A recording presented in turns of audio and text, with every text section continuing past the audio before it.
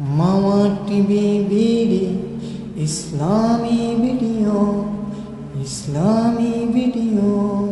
একজন সন্তান বিয়ের আগ পর্যন্ত শুধু নয়, বিয়ের পরেও, সন্তানের বাবা হওয়ার পরেও, বড় ইন্ডাস্ট্রিয়াল হয়ে যাওয়ার পরেও, বড় অফিসার হয়ে যাওয়ার পরেও তার সবচেয়ে বেশি লজ্জার জায়গা থাকবে বাবা এবং মা। ঠিক কিনা? কথা জোরে বলেন। বাবা মার সামনে লজ্জা বলতে কেমন?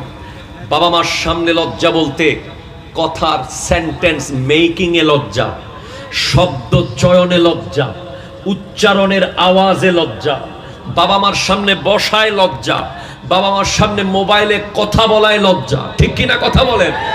আপনি বাবা মার সামনে যখন থাকবেন, আমার আজকের মাহফিল কমিটির ভাইয়েরা একটু অনুরোধ করেছেন বাবা মা নিয়ে কথা বলতে, তাই আমি যাচ্ছি। বাবা মার সামনে যখন থাকবেন আপনার লজ্জা হবে। আপনি বাবা মার সামনে ফোন রিসিভ করবেন না। আপনার কাছে ফোন আসলে আপনি ফোনটাকে একটু সাইলেন্ট মুড করে বা একটু আম্মু আসি বলে, আপা একটু আসতেছি বলে এক সাইডে গিয়ে ফোন ধরবেন। আপনার বাবা মার সামনে কোটি টাকার হিসাব আপনি মোবাইলে কথা বলতেছেন, 10 লাখ টাকা ব্যাংকে ঢোকা, 20 লাখ টাকার মাল কালকে আসবে, 25 লাখ টাকা আরেকজনকে দিস, এগুলো বাবা মার সামনে শোনাবেন না। বাবা মার সামনে শুধু অনুগত নত। ঠিক কিনা? কথা বলে। এরপরে আমাদের অনেক ছেলেরা বাবা মার সামনে বসার সময়, ধরেন সোফায় বসেছে, ড্রেসিং টেবিলের উপরে পা তুলে দিয়েছে, সামনে একটা ছোট টি টেবিলের উপরে পা তুলে দিয়েছে। হয়তো মা প্রতিদিন থাকে বলে ইউজ টু হয়ে গেছে, এটা লজ্জার পর্দাকে নিয়ে যায়। ঠিক কিনা? কথা বলেন। লজ্জার পর্দা নষ্ট করে ফেলে। বাবা মার সামনে আপনার পা কোথায় যাচ্ছে, আপনার হাত কোথায় যাচ্ছে, আপনার চোখ কোথায় যাচ্ছে, আপনার শব্দ চয়ন কি হচ্ছে, এটা আপনাকে বারবার খেয়াল রাখতে হবে। কারণ আমার নবী ইরশাদ করেছেন, ওয়ালা তাউকান্না ওয়ালিদাইকা ইন আমারাকা আন তাখরুজা মিন আহলিকা ওয়া মালিক। বাবা আর মা যদি তোমাকে ঘর থেকে বের করে দেয়, সম্পদ থেকে বঞ্চিত করে, সংসার থেকে তোমাকে আলাদা করে দেয়, তোমার সম্পত্তির অংশ যদি তোমাকে নাও দেয়, এর পরেও বাবা মার সামনে বড় আওয়াজে কথা বলা যাবে না। ঠিক কিনা? কথা বলে। আরো জোরে কর, ঠিক কিনা? আপনি দেখবেন আমাদের দেশে বর্তমান সময়ে লজ্জার পর্দা যখন বাবা মার থেকে উঠে গেছে, যেই ছেলে বাবা মার সামনে নির্লজ্জ হয়ে গেছে, সে অফিসেও নির্লজ্জ, সে ব্যবসা প্রতিষ্ঠানে নির্লজ্জ, সে রাস্তায় নির্লজ্জ, সে দোকানে নির্লজ্জ। আর যেই ছেলে বাবা মার সামনে লজ্জিত হয়, সে দুনিয়ার সামনে লজ্জিত হয়।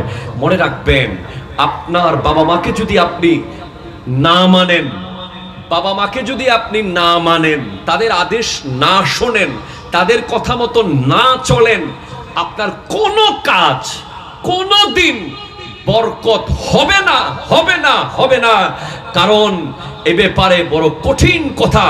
আমার নবীকে জিজ্ঞেস করা হয়েছে, সুইলা রাসূলুল্লাহি সাল্লাল্লাহু আলাইহি ওয়াসাল্লাম আইয়ুল আমালে আহাব্বু ইলাল্লাহি তাআলা। ওগো নবী, বলুন আল্লাহর কাছে সবচেয়ে প্রিয় আমল কি, সবচেয়ে উত্তম আমল কি, কোন জিনিসগুলো আল্লাহ সবচেয়ে বেশি ভালোবাসে? তখন আমার নবী বলেন, 1 নম্বর আসসালাতু লিওয়াক্তিহা, জাস্ট টাইম, অন টাইম, আজান দেওয়ার সাথে সাথে নামাজ পড়া। ইয়া রাসূলুল্লাহ, 2 নম্বরটা কি, সেকেন্ডটা কি? আমার নবী বলেন বিররুল ওয়ালিদাইন, বাবা মার সাথে উত্তম আচরণ করা। মানে আল্লাহ তাআলা, খেয়াল করতেছেন আপনারা? আমার আলোচনার ভিতরে আপনারা আছেন, কষ্ট হচ্ছে না তো আপনাদের? আল্লাহ তাআলা গোটা পৃথিবীতে যেই কাজ প্রথম সবচেয়ে বেশি পছন্দ করে, সেটা অন টাইম নামাজে যাওয়া। সেকেন্ড যেটা, পর পর বাবা মার সাথে উত্তম আচরণ করা। থার্ড কি, ওয়াল জিহাদু ফি সাবিলিল্লাহ, আল্লাহর রাস্তায় জিহাদ করা।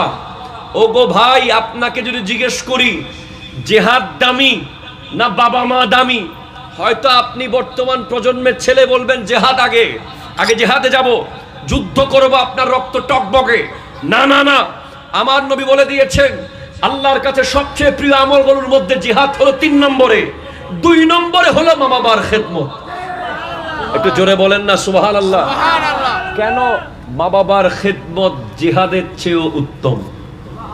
আপনি জিহাদ মানে বুঝেন, জিহাদ মানে হলো যে এমন এক নিয়ামত, হাসরের মাঠে একজন মুজাহিদ যেই ঘোড়াতে চড়ে জিহাদ করেছে সেই ঘোড়া সহ, সেই ঘোড়ার মলমূত্র সহ সব তার সওয়াবের পাল্লায় তুলে দেওয়া হবে। একজন মুজাহিদ যখন কবর থেকে উঠবে, তার ছেঁড়া কাপড় চুপড় রক্ত সহ সে কবর থেকে উঠবে।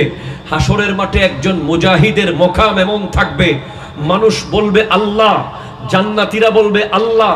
জান্নাতীদেরকে জিজ্ঞেস করা হবে, ও জান্নাতীরা, দুনিয়াতে আবার যেতে চাও? সবাই বলবে না না না, আর যাব না। আমার ভাই আমার সম্পত্তি কেড়ে নিয়েছে, যাব না। আমার বন্ধু আমার সাথে বেওয়াফাই করেছে, যাব না। আমার এলাকা আমার উপর টর্চার হয়েছে, আমি যাব না। কিন্তু একদল বলবে আল্লাহ, আবার যদি সম্ভব হয় আবার আমাকে দুনিয়াতে পাঠাও। বলে কেন যাবি? বলে আমি যেতে চাই, কারণ আমি একজন মুজাহিদ, আমি শহীদ হয়েছিলাম। আমি দুনিয়াতে যাব, আবার জিহাদ করব, আবার শহীদ হব। কারণ যখন শহীদ হচ্ছিলাম আল্লাহর রাস্তায়, তখন আল্লাহর দিদার পেয়েছিলাম সরাসরি।